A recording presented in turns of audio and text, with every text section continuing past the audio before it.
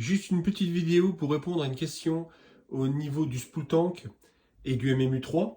Donc moi j'ai vraiment zéro problème, mais ce que je vous ai pas dit, parce que j'ai pas eu l'occasion, c'est que j'avais surélevé le spool tank pour mettre les PTFE plus en direct, on va dire, pour que ça soit plus direct dans le MMU, pour que ça coulisse mieux.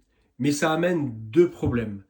C'est vrai que le principe du MMU, c'est le moins de friction possible au niveau du filament dans le PTFE pour que ça glisse le mieux possible.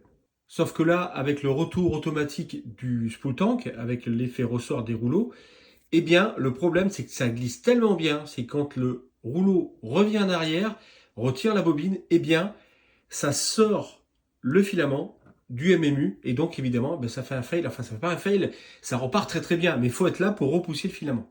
Donc moi, j'ai remis les pattes d'origine, la hauteur d'origine, et j'ai remis exactement comme c'était, même celui du milieu qui fait une boucle, parce que ça donne la résistance suffisante pour l'empêcher de rembobiner le filament à l'intérieur. Et comme ça, j'ai plus de fail.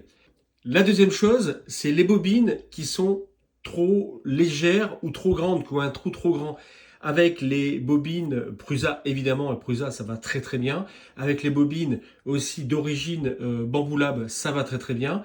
Par contre, les bobines qui ont un grand trou, qui sont étroites, qui sont assez étroites, et donc du coup, quand ça imprime, ça ballotte. Du coup, ça ballotte, et en ballottant, eh bien, ça fait rembobiner, et ça peut faire sortir également le filament du MMU, ce qui crée un fail également. Donc moi, en remettant d'origine, c'est-à-dire avec la longueur préconisée par Julien de chez Printerbox, donc la longueur de PTFE, même avec la boucle au milieu, et avec la bonne hauteur, ça marche, enfin d'origine on va dire, ça marche vraiment très très bien, je n'ai plus de fail avec les bobines de ce type.